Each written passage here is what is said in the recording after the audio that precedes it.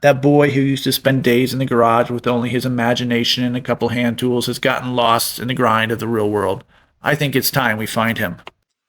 Today, I've got 3 easy woodworking projects, all from the scrap pile, and all for this, the MCC. All right, about a month ago, I was standing here doing my voiceover like John Travolta breaking out the hand jive when an email bleeped through. For a second, I got excited. Someone wanted to collab. I mean, who doesn't like free swag? But like the last 20 times, it wasn't woodworking. Then it hit me. I'm not just a woodworker. And this space is used for more than that. Family and friends, where house and hobby collide. I design, film, and edit. I'm a maker, a creator, and this desk gives me the versatility to do all that. FlexiSpot asked me to give their dual motor desk E6 a run through, and I did. It'll now and forever be known as the MCC, the Mobile Crafting Center. And today, we're building 3 accessories for it. We'll let that good-looking guy put it all together as we jump into the first build. Number 1, you know I love my hexagons. Tea-lights, planters, coasters, well, I don't think I've done those yet. We grab the dimensions off the hexagon calculator. Don't worry, I won't follow them. I have in my head a 3 staggered stack desk organizer, the hexagons linking them all together. Now, this is a perfect project for pallet wood. If you have some 1/2 inch to 3/4 inch thick, with 5/8 being the absolute sweet spot. I'm going to use 3/4 stock though, and rip it at the table saw. Why? Well, to be honest, I totally messed up on my 1/2 inch stock earlier. Now, I ripped one edge of all the boards down to 30 degrees. Then flip and rip to the desired width. It took a couple tries, but I settled on 2 1/4 on the outside edge. Then we hit up the miter saw or miter box, whatever the case may be. I'm going for 3 heights here, 4 inches, 3, and 2. Now, if you want easy, just go straight to the glue up.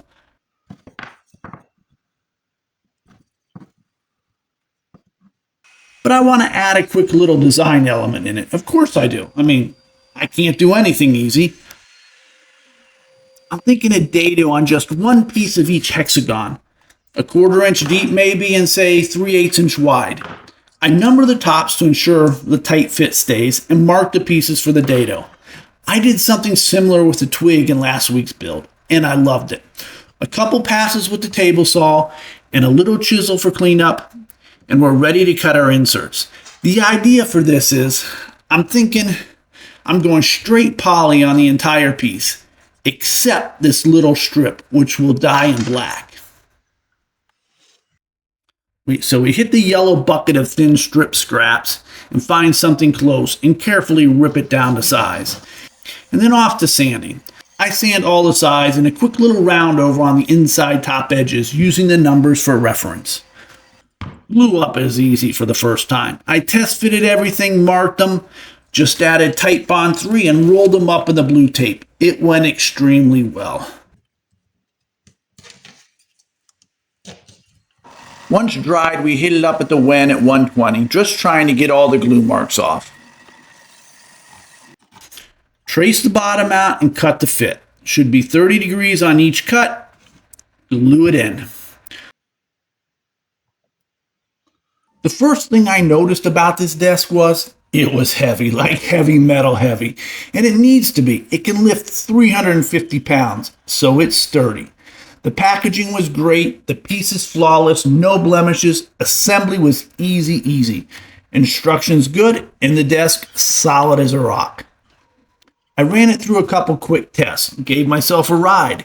It goes 50 inches high. That's 4 feet off the ground. Now that was a trip. I'm just glad it went down smoothly. And we gave it the old T-Rex test, you know, Jurassic Park style, with the water glass, no ripples, no dinosaur in sight. And the best part, it moves. Unplug it and let her rip. She slides across the carpet.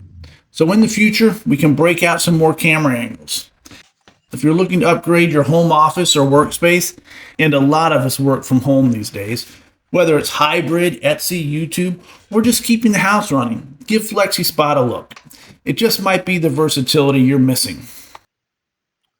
Number 2. All right, I was torn on this one. I want to keep the desk minimalist as possible, because I fully intend to roll it around and use it for extra building space and hopefully some new camera angles. But I saw the simplest little book nook, and you know I love me books. It was on Red's Workshop UK. I'll pin a link in the comments. It was simple and the footprint small. Basically a wooden U, barely bigger than the books it holds, and I loved it. I think I'll take the bones of that build and change it up a touch. Make the base a little longer on each side, giving it some different lines and a touch more stability. And the uprights, we're going slats. Cheaper and perfect for adding that little strip of color. And the best part, you can charge more. Small, easy to ship, totally customizable. How about team colors? I think I'll make one for my brother, a huge Buckeyes guy. He can stack prestigious books on it that he'll never ever read just to impress his people.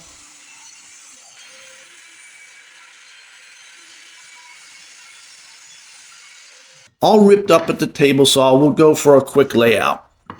I'm going to get my Craftsman fix on here and add some staggered sides, just another design element that makes a glue up not look like a glue up.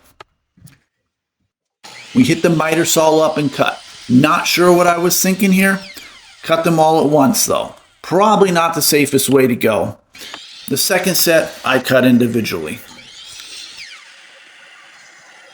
Then it's the bench top sander, and as much as I hate taking the stain off, I do want it all to be close to the same color when I poly it. We're building an accessory set, so we want them all to play off each other.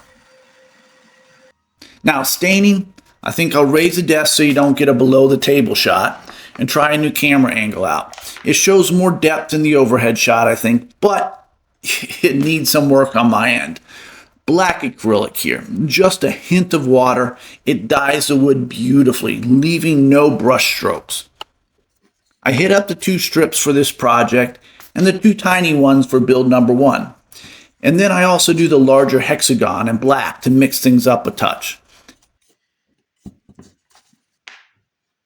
And a piece for the 3rd build. Then just some Titebond 3 to glue it all together, clamp it, let it sit. Then when dried, we'll screw the bottom on and hit it with a couple coats of poly. Number 3, I have this hunk of pallet wood, about 3/4 inches thick here. I'm going to stay away from that gnarly goodness down at the end, totally thinking that's a box lid somewhere down the road. Now, I'm going to use the MCC for editing, which means I need to upload my photos from my phone to my laptop. So I need one of those phone stands, and I vowed never to make them. I know, low cost, high profit, 4 inches of 2x4, cut a slit and sell it for $50. Yeah, right. Now, 48, I could totally see. Joking aside, I want this thing to be simple. I think I'll make it a hexagon. I've shown you this before. Hexagons are easy to cut. The only thing easier to make is making the jig itself. Grab a hunk of something and cut a 30-degree angle in it. You now have your jig.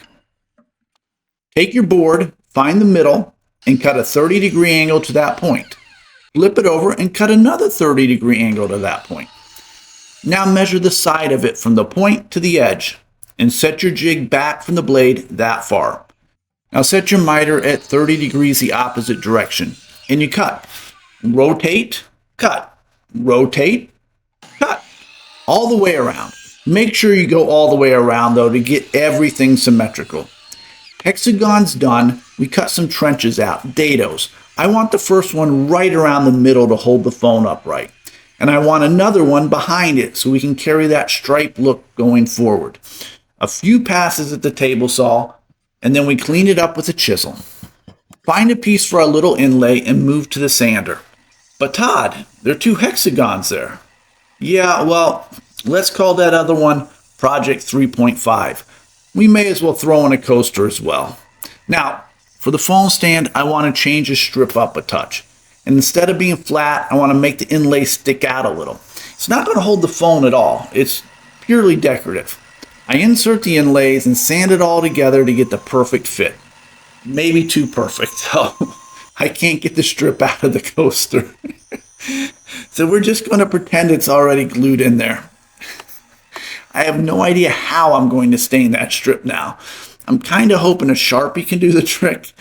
I was hesitant at first collaborating with FlexiSpot on this desk, but I love having that extra space and versatility it gives me. And speaking of versatility, these projects are perfect for customizing. Look beyond what I did with them and what you can do with them. Number one, the 3-tier organizer. I love this thing. Love the colors. The black, perfection.